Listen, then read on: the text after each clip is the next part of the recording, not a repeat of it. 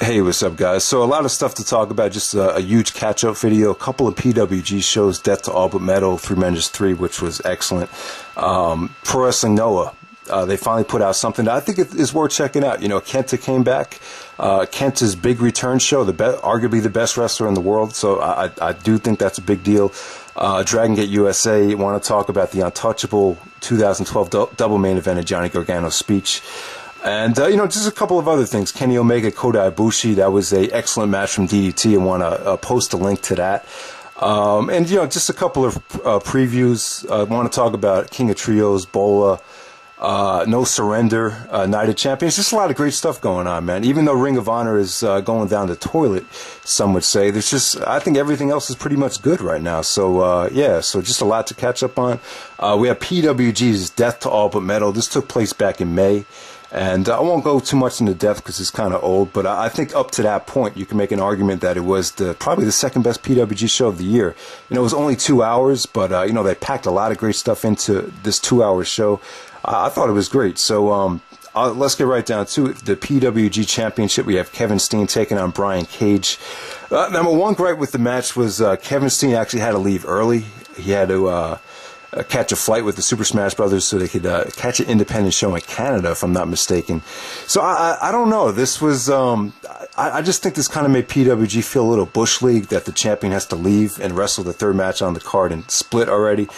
But aside from that, I thought the match was a lot of fun. Brian Cage is in excellent shape. He might be my vote for possibly the most improved wrestler of the year. I actually thought he probably outperformed Kevin Steen in this match from a wrestling standpoint. But I have to say, though, Steen was hilarious here. You know, he was making fun of Brian Cage's physique. You know, he was going to work on his back. He was like, yeah, this is how you get a well-defined back. He was counting his ab muscles, and just a lot of funny things going on here. And Steen just, like, he kind of gets into these, you know, conversations with, like, you know, like one fan will start, you know, talking shit to him, and he would just, you know, he starts picking apart the guy the rest of the match. It was just a funny, the match is so much fun to watch, and definitely good stuff, 3.5 stars. Brian, like I said, I thought Brian Cage, you know, he's really showing a lot, and I thought he outperformed Steen in that match. All right, so next up we have the match of the night, and I would say this, up to this point, I would say probably the PWG match of the year. You know, Super Smash Brothers won DDT4 to set up this match to challenge the Young Bucks for the PWG Tag Team Championships. And this was a no disqualification match. I'm going to say, man, I marked out like a little girl in this match. This was so much fun to watch. You know, the stuff that they did with Rick Knox, the referee, was just insane. I mean, you know, he was trying to count the pinfall. I think it was Matt Jackson, pulled him out of the ring, and bam, super kicks him right in the face. I don't know, I just marked out for that spot. And just, you know, this match was so much fun. You had so much crazy action here. This is just great stuff. I might have to give it 4.5 stars. You know, Stupefied actually did a leap over the announce table. I thought that was crazy. Also, you had the Get Over Here spot with, you know, the Mortal Kombat Get Over Here thing with the Smash Brothers. With the way the camera got it, it just came off awesome, because when he did the belly to belly over the top rope, I had no idea there was a table there, and when he went through the table, that was definitely a mark out moment. And you know, great stuff. You know, another great match from the Smash Brothers. I might have to say the Smash Brothers might be the tag team of the year so far. I would, you know, it's not really debatable. I really don't think you could find a tag team that's been as good as the Smash Brothers from this year. You know, the only other team that might come close is maybe Daniels and Kazarian, maybe, but yeah, just another great match from the Smash Brothers and the Bucks. I'll give that probably about 4.5 stars. Aside from that, you know, you have Michael Elgin versus Willie Mack on the show. And, you know, good stuff. You know, I felt like this match kind of felt a little rushed. You know, Elgin pretty much dominated the whole match. He went for his high spot. What does he call his moonsault off the top rope? I think he calls it the Maury Povich, or something like that. Correct me about that, what he calls that move. But yeah, him and Mack had a good match. He hit the what do you call it? The O'Connor roll into the Chaos Theory on Willie Mack, which looked friggin' awesome. And, you know, Mack dropped Elgin on his head a couple times. Looked pretty brutal. I mean, I think these two guys could have a much better match. Like I said, it felt kind of rushed right before the main event, but, you know, still great stuff. Maybe they had a rematch at Bola. I'm not sure. But, yeah, and then the main event, we had El Generico versus Ricochet in another excellent match. You know, this is the problem with PWG, and when people criticize PWG for the lack of storylines, I can understand it. You know, Generico and Ricochet, you know, they had that huge breakup and fight last year after they lost a tag team match. So PWG never really followed up on it. You know, the problem is because of booking commitments, I guess they couldn't really book Ricochet for an earlier show. So we actually have to wait almost a whole year to see them follow up on that little split ups. But yeah, I thought the match was great. You know, I'm not going to say that they probably topped their Curse of the Gorilla Island match, but you know, I thought Ricochet, you know, he shows that he's improved. He shows that he's more than just a spot monkey. And you know, he dropped Generico on his head a couple times here, but you know, El Generico's in the ring with you know, one of the best athletes in wrestling. You're pretty much guaranteed a 4-star match, and that's what it was. Just great stuff from both guys. All right, so let's move on to Threemendous 3. Holy shit, this was great. I might have to say I would say this is better than PWG Fear. Easily PWG's best show of the year, and easily, I just got to say, guys, easily the show of the year. Better than Extreme Rules, better than DDT 4. Definitely. So definitely everyone should at least buy this show. So yeah, Threemendous 3. I'm actually going to do a full review of the show. It definitely deserves it. So let me just get right down to it. First match of the night, you have Famous B versus Joey Ryan. Famous B, I know some people are kind of making fun of his name. What does the B stand for? I have no idea. This guy, he doesn't look like much of an athlete, but he could definitely go, man. Him and Joey Ryan actually came out and, you know, he was doing the I demand respect because I've been part of PWG for 9 years. You know, Threemendous 3 is the 9th anniversary of PWG. So, you know, Famous B comes out. You know, him and Joey Ryan had a good match. You know, it took Joey Ryan a little bit longer to put Famous B away. But, you know, got the show off to a pretty nice start. Next up, we had TJ Perkins versus Roderick Strong. Excellent stuff. You know, this might be the most enjoyable match of the year for the amount of time that it got. It was very, very short and sweet, but crisp. You know, why hasn't this match happened in Ring of Honor? I mean, these two guys made such a nice combination. You know, just like, you know, TJ did some beautiful counters to all of Roderick's routine spots. You know, the backbreakers, the gut busters, just a lot of beautiful action. The transition into TJ's power bomb at the end was awesome. The ending was freaking phenomenal. I mean, these two guys, I got to give them credit, man. This 3.5 stars for a match that was under 10 minutes. Congrats to both guys. Thought this was excellent. I think Roderick Strong is, I got to give him credit. He's been on the Indies for almost over 10 years now, and the guy's still bringing it. He still has that chip on his shoulders, so I wish Roderick Strong the best, you know. So next up we had the Fighting Taylor Boys taking on the Rockness Monsters. With this match here, you know, I've kind of had my fill of the Rockness Monsters. You know, they're fun. They're kind of generic, though. You know, you can tell the fans are kind of sick of them. The fans were actually turning on them here. They actually got booed. And they great booking from PWG. The timing is right because they're starting to act more like heels now. I think a heel turn is definitely needed. Chuck Taylor's in the match, though. Chuck Taylor's returned to PWG. He was by far, he was on another level than anyone else in the ring for this match, I have to say. But I'll give Ryan Taylor credit too. Him and Chucky actually pulled off some nice combination spots. They actually locked up both of the Rockness Monsters up, and I think it was Ryan Taylor actually did a gut buster, and then Chuck Taylor did a backbreaker to both guys. That was pretty cool. But yeah, like I said, Chucky looked great here, and you know, the Rockness Monsters, you know, they're over his heels. You know, the crowd was like booing everything they did towards the end of this match. But you know, probably the weakest match on the card, but you know, it was still fun. Next up, we have Brian Cage taking on Eddie Edwards. And, you know, Eddie's been kind of de-pushed, man. He actually lost this match, so he loses to Homicide, loses to Brian Cage. I don't know. I think it should be kind of a wake-up call to Eddie that he really needs to improve on the mic. Because it just seems like he's being used as a mid-carder to put guys over now. It's kind of, I don't know how you could be the world champion on top of the world last year, and then you go from that to this. It's kind of heartbreaking, but I thought Eddie looked good here. You know, he always puts on a good match. Him and Brian Cage, you know, I thought they brought it. This was more of a nice showcase match, kind of an extended squash for Brian Cage. You know, he hit his discus lariat. He pulled off a lot of nice high-powered moves. The guys improved a lot, and after he actually defeated Eddie, he actually got on the mic and challenged Kevin Steen and said, he kind of did the Booker T thing where he's like, after I get the gold, I'm coming for you, nigga. So he did that, you know, he did the Spinneroonie. So, yeah, you know, that Booker T promo, you know, it's kind of becoming like one of the most talked about and most memorable promos in pro wrestling history, actually. So, yeah, big one for Brian Cage. Next up, we actually had Kevin Steen versus Willie Mack.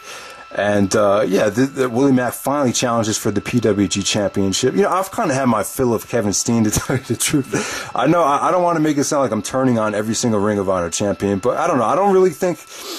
Well, you know what happened with Bola, right? So I really can't talk much about it. He did lose the championship, but yeah, he actually Steen and Willie Mack had a great match here.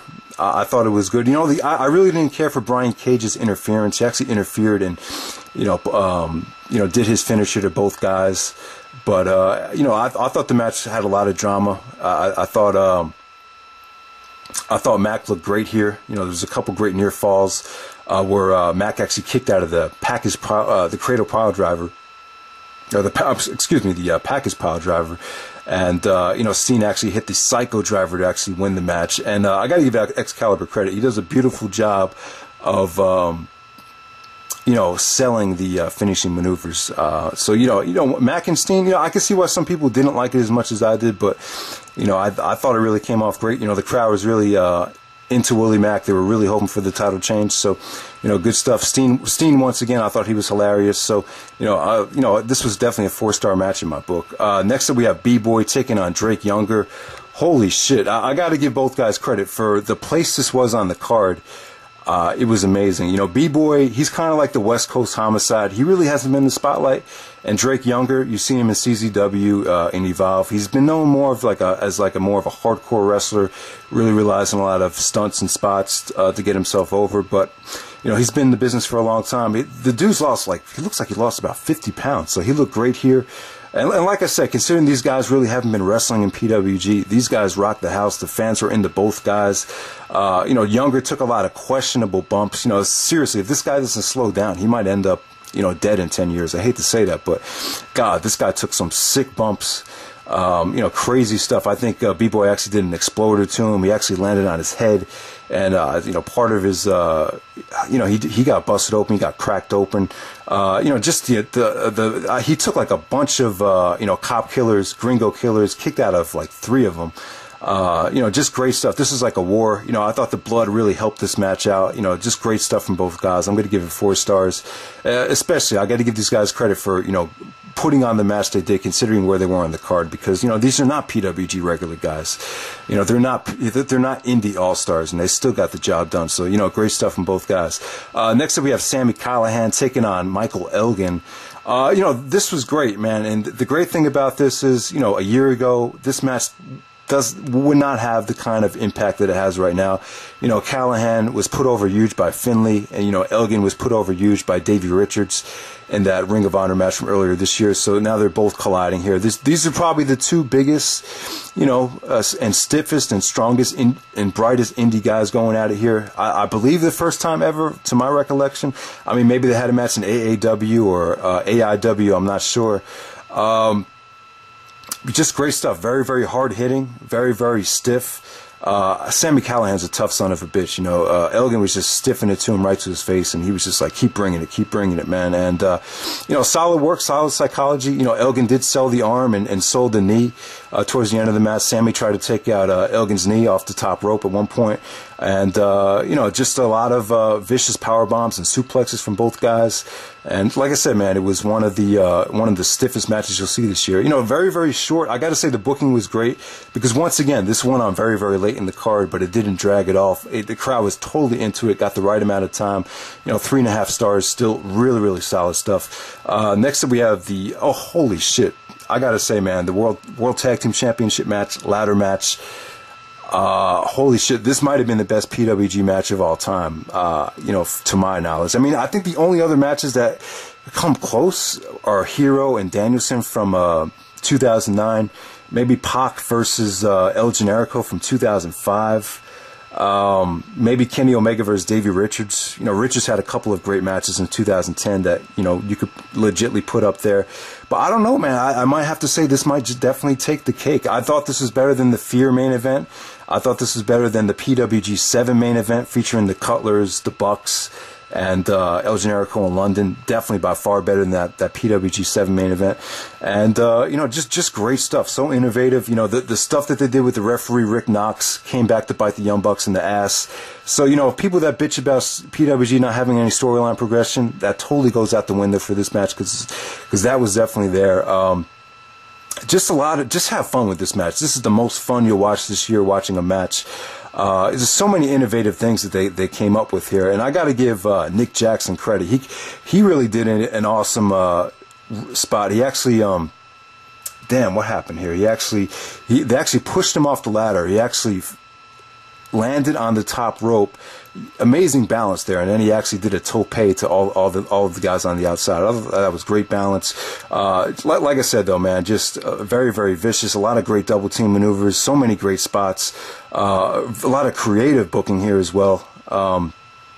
Brutal stuff. Tables, ladders, everything. Like I said, you won't have any more fun this year watching any other match. You'll have so much fun watching this match. So definitely check it out.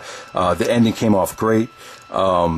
There's really not much more to say about it, man, but just an excellent match. I'll probably give it about 4 3/4 stars. So great stuff there. Overall, this show is fucking insane. Everyone buy it. It's definitely worth your money. So, yeah, so I'm just gonna, I know this review is going long, but let me just get right up into the Pro Wrestling Noah show. Oh man, I really should have brought some water up. Damn. Alright, Pro Wrestling Noah.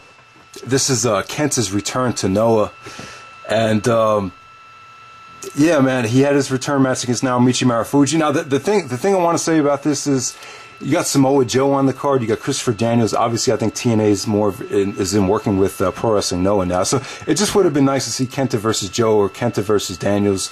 Hopefully, we'll see that in the future. It's just Kenta and Marufuji had so many return matches so far. It seems like every single year, either Kenta or Marufuji, or they both get hurt, and they always have the return match against each other. So, you know, with this match here, that was one of the things that I really liked about the match was, you know, I think Noah has this mindset that the guy that comes back has to lose the match because they want to keep the guy that's wrestling a full-time schedule strong. It's like, oh, you've been wrestling full-time, so we can't have you lose. You're in ring shape, so we got to keep you looking strong. But I don't know, I disagree with that. You know, considering this was Kenta's first match back, I really feel like they need to start pushing Kenta. If Noah is in such financial trouble and the attendance is down, why not just push Kenta? He's the one guy that the American audiences love. You know, they'll get more of the American fans to start checking out Noah shows, and overall, I just think that will benefit the company. So, you know, the Kenta and Marufuji, I thought it was, you know, once again, not their best match, not as good as their Navigation with the Breeze match from 2010. But I still might give it 4 stars. I thought it was that good. You know, you had Marufuji going to work on Kenta's ACL. Yeah, he tore his ACL like 2 times over the last couple of years. So he's going to work on Kenta's knees. And, you know, I thought Kenta looked great considering he just came back off of the injury. You know, you had some beautiful counters from Marufuji to the go to sleep. Marufuji just kicked the fuck out of Kenta in this match. Like, it was like 3 consecutive super kicks. And, you know, Marufuji actually kicked out of the go to sleep. So you just had some great back and forth action. If you've seen Kenta and Marufuji, you pretty much just get the vintage stuff from both of those guys. So, but, you know, overall, this show was stacked. You know, this is one of the most stacked shows of the year. Just like the undercard wasn't great. You know, I think there was like too much filler on the show, but you did have a lot of nice showcase matches. Taiji Ishmori had a nice showcase match. He got a nice athletic win in the opener. You had Shane Haste and Mikey Nichols in a showcase match. Now, this is an example of, you know, why the Indies are kind of stale right now overall. You know, even, you know, those 2 guys used to wrestle for PWG, if I'm not mistaken, and here they are. You know, they could be in the Indies, but they're over in Japan because there's more money over there. So, Kensuke Sasaki and Kachihiko Nakajima of, what do you call it? Not Kensuke Office. It's, oh God, fuck. What's the name of the promotion now? Diamond Ring. They're representing Diamond Ring now. And, yeah, man, this is a great showcase match from them. So once again, you had Kota Ibushi versus Atsushi Kotoj from Osaka Pro. You know, that's if you guys remember King of Trios, the guy from Osaka Pro with the pink pants, the really fast dude. He had a match against Kota Ibushi, and you know, this was disappointing. You know, there's too much filler on the show, so this match kind of got cut short. But these guys are 2 of the best athletes in the game. They pull off a lot of nice, innovative stuff. 3 stars, but, you know, I wish I could have won a little bit longer. I did like the match, though. Desiri had a pretty weird hardcore match with Taniguchi, which was, it was average, but, Tajiri's on the show. He's still doing his thing. He still looks great. And check out Tajiri's match with Finlay. I didn't like it as much as some other people did, but, the Finlay-Tajiri match, you can find it on YouTube. It was a little bit too slow-paced. Like all Finlay matches, you might fall asleep within the first couple of minutes, but, it was still good. Good psychology. They told a good story. The other match on the show, a great match here. We had the GHC Junior Tag Team Championship match. We had Kotaro Suzuki and Atsushi Aoki teaming up to take on Ricky Marvin and Super Crazy. They went in the near fall overkill. Some of the near falls are just insane here. I mean, they really went crazy with it. A lot of hurricanranas from Marvin and Crazy, where they, just a lot of crazy spots. They, like I said, they really went to near fall overkill. And I was really on the edge of my seat because I didn't think the Noah guys were going to do the job to Crazy and Marvin, but they actually did do the job. So, a lot of the near falls just meant a lot to me, even though they did kind of go crazy with it. And, yeah, this is definitely a 4-star tag match in my book, so definitely check it out. And yeah, so that really shocked the shit out of me. I had no idea that match was going to be that good. All right, so next up we had the GSC Junior Heavyweight Championship match. We had Yoshinobu Kanemaru taking on Christopher Daniels. Now the problem with Kanemaru is I feel like no one gives a fuck about him. Whenever I talk about this dude, it just seems like he's never really connecting with the American audience. Maybe that has to do with him not really being involved in a lot of mega feuds, never really going over the Ring of Honor. Maybe that's why. He's good though, but he's just, I don't know. I feel like he's been the GHC Junior Heavyweight Champion plenty of times before. Him and Christopher Daniels, the match was kind of rushed. Once I saw Daniels was on this card, I kind of expected what type of performance he was going to give. The match was very, very rushed. Kanemaru actually no-sold the Angel's Wings, and then Daniels no-sold the Brainbuster. So, I don't know, it was like a short little 8-minute match. Fast-paced, but, nothing really to write home about. Samoa Joe and Magnus from TNA. Samoa Joe actually took the tag team championships from Jun Akiyama and Akitoshi Sato. This was good. It was cool to see Joe and Akiyama in the same ring at the same time. I would say Joe and Sato actually carried the bulk of the match, though. I would say this might be Joe's best year since 2008. I think he's really having a strong year. The fact that Joe actually won the match with Magnus looks like, Noah and TNA are going to be working together long time, or long term. I think maybe the New Japan performance, some of the TNA guys, once they came over to Wrestle King last year, particularly when Jeff Hardy came over there, I think New Japan was kind of fed up with TNA, and maybe that's why they're not working together anymore. So now they're working with Noah. And then the main event, we had Takeshi Morishima taking on Go Shiozaki. Yeah, Morishima actually defeated Shiozaki back in January. A lot of people were really disappointed with Shiozaki's reign. They thought he was very, very stale and lacked a lot of personality. So, Morishima's had the belt since January. This is the rematch. I didn't see the first match, but I imagine this one is a shitload of a lot better. I thought this was great. Shiozaki, it seems like they really repackaged him. He seems like he has more of a chip on his shoulder. He wrestled the match with a sense of urgency. He came off with a little bit more personality here. I thought just some awesome stuff going on here. There was a sequence when they were on the edge of the ring apron, and Morishima actually did an exploder to Shiozaki, and Shiozaki actually landed on his feet, and then he actually took Morishima down and actually did the Go Flasher on the outside. I thought that was awesome. But overall, man, the match was stiff. Shiozaki kicked out of a couple of backdrop drivers. Shiozaki actually clipped Morishima's knees several times throughout the match. So good psychology, good selling from Morishima with the knee. And I love the ending. And, Morishima, it seems like he's having a pretty good title reign. I heard Morishima's match with Akitoshi Sato was actually a 4-star match. So good stuff there from Morishima. It seems like Noah's finally found a dominant champion. But before the end of the year is over, I would definitely love to see Kenta dethrone Morishima. So we'll see what happens there. So yeah, that was Pro Wrestling Noah.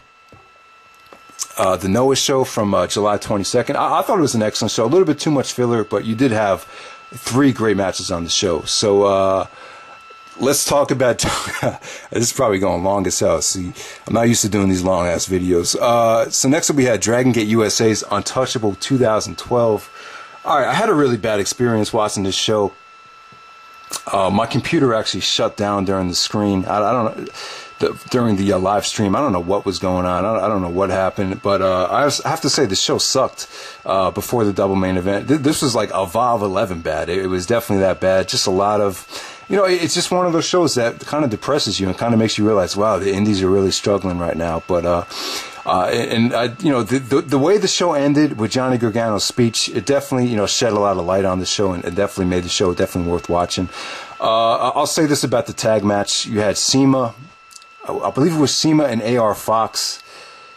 Oh, fuck, what? I don't even have, I don't think I have this right. It was CIMA, it was a CIMA and Samurai Del Sol, and they took on El Generico and AR Fox, is that right? It was those four guys. I can't remember exactly what the combination was, but I got to say that the match is very, very slow. I don't know. Some of these Dragon Gate matches start off so fucking slow, but you know, as the match progressed, Generico and Del Sol have crazy chemistry. You know, they're going to have another match in Evolve this weekend, so definitely that should be good stuff. That's actually the third Generico Del Sol match. I got to say that the next Evolve show actually looks pretty good. But you know, like I said, you know, you had AR Fox look great. You had so much great action here. This definitely woke the crowd up. This is one of the best tag matches I've seen all year. So definitely check that match out. And you know, the reason I ordered the show is I wanted to see Tozawa win the belt. You know, it's you know, Tozawa hasn't really been utilized well, in my opinion. I felt like instead of Yamato, I felt like he should have been the guy to take the Open the Freedom Gate Championship last year in Dragon Gate USA. I also feel like he was kind of mismanaged in PWG. I felt like he should have won Bola, you know, in 2010 when he had that great match with Hero. Why the fuck did they have Joey Ryan win that match? You know, you want to say maybe because Tozawa wasn't going to stay for that much longer, but you know, it's not like they really did anything with Joey Ryan with that win. So you know, I think Tozawa definitely should have won Bola in 2010. So I don't know what happened there, man. He just hasn't been really. I don't know. I just don't think Tozawa's really been utilized to his full capacity, because I don't think he gets any more. I don't think there's really anyone as talented as Tozawa right now. So you know, Johnny Gargano, he just signed a new contract, so I totally understand why he went over. But you know, the match is great. It was pretty much. I thought it was pretty much just as good, if not, yeah, a little bit better than their match from last year's Untouchable. I mean, just a lot of great near falls. They a lot of great, you know.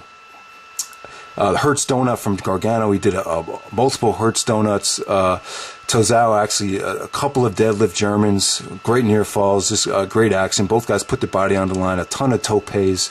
They busted their ass. I'm just going to say that. And the post match with Gargano, you know, I think, oh God, this video is going way too long, but I just wanted to make a point and say, Gargano, great speech there. It came from the heart. It was something that needed to be said, and I think his decision was great. You know, I think, you know, if he signed a contract with the WWE, if he went to FCW, he would have had to wait a really long time. And you know, there's so many guys there right now. Tyler Black, you know, John Moxley. There's so many guys, so much talent over there. It's like, you know, if it's taken Tyler Black over 2 years to get to the roster, you know, why should Gargano think he's going to get there any quicker than Tyler Black did? So, you know, I think sometimes there's a point when you have to, you know, stay where you're needed. And you know, I think Dragon Gate USA desperately needed Gargano to sign that contract, because without him, you know, they would really be, you know, it would really be a big loss, because this guy's got a ton of charisma, and he's arguably their best worker, and you know, that's where he's needed right now. So I got to give him credit. And plus, he's younger. He probably doesn't have the kind of mortgage that some of the other guys do. I'm sure he could probably get some support from his family if he really wanted it. So yeah, definitely a great speech from Gargano. And but overall, you know, I couldn't even get through the undercard. I thought it was that bad. It was just, I just couldn't get into it. So, but yeah, like I said, Untouchable had a great double main event. Also, you know, just some other matches. Check out Kenny Omega versus Kota Ibushi from DDT. Holy shit, this was insane. Probably the most athletic and probably the most dangerous match, with some of the most dangerous spots you'll see this year from DDT. I'll probably give it about 4.5. Definitely a match of the year candidate for sure. Shout out to I believe it was the Candle Guy 2009 who actually recommended that match. Also, I just want to make a correction. The best of the Super Juniors tournament, Resuke Taguchi actually defeated Low-Ki. I don't know why. For some reason, I thought I heard that Low-Ki actually won the tournament. Maybe because he has the championship. Maybe that's why I thought he did. But I'll have the star rating in the description for the Low-Ki Taguchi match. I have not seen that yet. I'll watch it right now on YouTube.